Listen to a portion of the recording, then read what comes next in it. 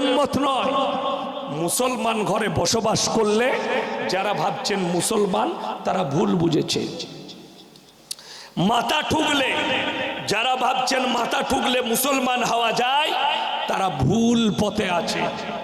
যদি বলেন কেন, আমার কাছে প্রুফ আছে। কেন? হারাম হালাল বুঝে না, দিন বদ্দিন বুঝে না, শিরক আর বেদাত বুঝে না, কুফরি বুঝে না, বেঈমান কাফেরের চক্র বুঝে না।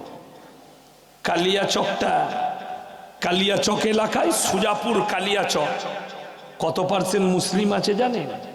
কত পার্সেন্ট? কথা বলে না। তুমি লন্ডনে থাকো, 80 থেকে 85% মুসলিম বাস করে। সুজাপুর আর কালিয়াচকে 31শে ডিসেম্বর আমি সুজাপুরের চাষপাড়ায় জলসা করেছি। 11:15 স্টেজ ছেড়েছি, 13 মিনিট লেগেছে আমার গাড়িতে কালিয়াচক স্ট্যান্ড আসতে। কত মিনিট বললাম? 13 মিনিট। গাড়ি 4-5টা লরি দাঁড়িয়ে আছে, জাম করে দিয়েছে। ওভারটেক করে আমার গাড়িটা ঢুকলো সামনে, আটকিয়ে রেখেছে কারা? মুসলিম যুবকরা, হারামের আওলাদ কটা। কি করবে? 12টা কাঁটায় বাজলো, 50,000 টাকার বাজি ফুটালো। 1 জানুয়ারি শুরু হলো। লোকের রাগ হবে, ফেসবুকে শুনবে। আমি আল্লাহর কসম করে বলছি, এরা আমার নবীর উম্মত হতে পারে না, এরা আমার রসুলের উম্মত নয়।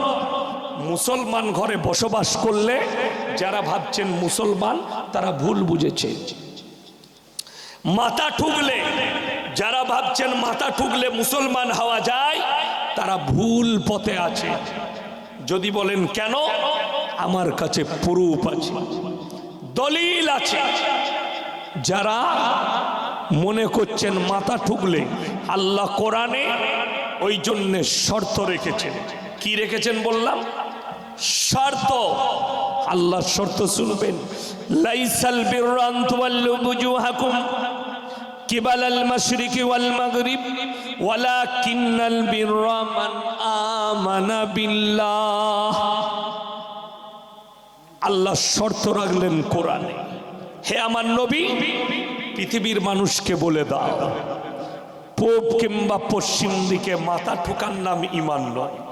যারা নাস্তিক আছে, নাস্তিক ছাড়া সবাই মাথা ঠুকে।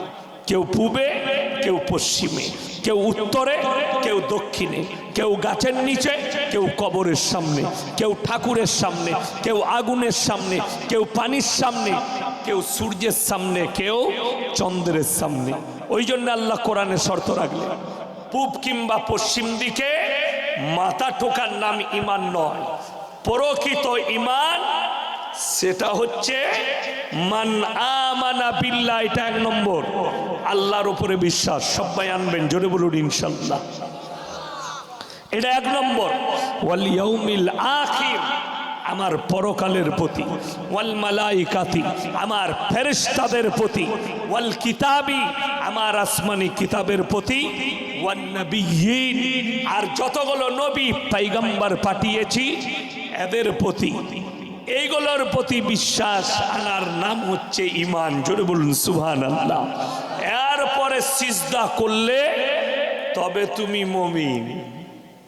এরপরে সিজদা করলে তো আল্লাহর জন্যই সিজদা হবে, আর কারোর জন্য নয়। যদি বলেন যারা 1 জানুয়ারি পালন করেছে তারা কেন বেঈমান হলো, আমি বলবো না, কোরআন বলছে। যদি বলেন 25শে ডিসেম্বর ক্রিসমাস পালন করেছে, তার লেগে কেন আপনি বেঈমান বলছেন, আমি বলিনি, কোরআন বলছে। আমার কি ক্ষমতা আছে? আমি তো আপনাদেরকে কোরআন শোনাবো, হাদিস শোনাবো। যদি বলেন কোরআনে কোথায় আছে, তাফসীর খুললে পাবেন গায়রিল মাগযুবি আলাইহিম ওয়ালাদ-দাল্লিন।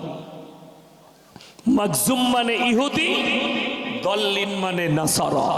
এই দুটো দলই পদভ্রষ্ট, আর এদের যারা অনুসারী হবে তারাও পদভ্রষ্ট হবে। এটা কোরআন। যারা এদের অনুসারী হবে, পহেলা জানুয়ারি যারা পালন করেছে তারা ওই হারামখোরদের অনুসারী। 25শে ডিসেম্বর যে মুসলিম ছেলেরা পালন করেছে এরা তাদের অনুসারী, তাই এরাও পদভ্রষ্ট। ইস্তেগফার করতে হবে, আল্লাহ জীবনে আর পালন করব না, জীবনে এই জায়গায় যাব না। আজকে একটা একটা করে বলি, আমার বাবাজিরা, আমার ভাইয়েরা, আমার মায়েরা, বোনেরা, আপনি নিজেকে মুমিন বলে পরিচয় দিতে যাচ্ছেন, কিন্তু আপনি মুমিন আছেন নাকি এটাও তো সন্দেহ আছে। এটাও সন্দেহ। কেন? আজকে গোটা পৃথিবী তাকিয়ে দেখো, গোটা পৃথিবী তাকিয়ে মুসলিম বিচলিত, মুসলিম দ্বিখণ্ডিত, মুসলিম পেঁচিয়ে। তার কারণ একটাই, এরা তো মুখে বলে আমি আল্লাহকে মানি, এরা তো মুখে বলে রসুলকে মহব্বত করি, কিন্তু এদের মধ্যে এতটুকু রসুলের মহব্বত নাই। রসুলের মহব্বত থাকলে 80% মুসলিম দাড়িওয়ালা হতো। ঠিক কিনা কথা বলেন? রসুলের মহব্বত থাকলে 99% লোক নামাজি হতো, বেনামাজি থাকতো না। রসুলের মহব্বত থাকলে মুসলমান হারামের পথে চলতো না, হালালের পথে চলতো। আপনি জানেন সব থেকে বেশি পশ্চিম বাংলায় মুসলিমদের মধ্যে নেশা করে, নেশা ব্যবসা করে, নেশা বিক্রি করে দুটো জেলা, মুর্শিদাবাদ আর মালদা। রাগ করেন না, আপনার জেলার নাম নিলাম বলে। হিরোইন পাচারে ধরা পড়েছে কে? বলে কালিয়াচকের ছেলে। কি নাম? মোহাম্মদ অমুক। গাঁজা পাচার করছিল ব্যাগে করে, ধরা পড়েছে কে? বলে কোথায় বাড়ি?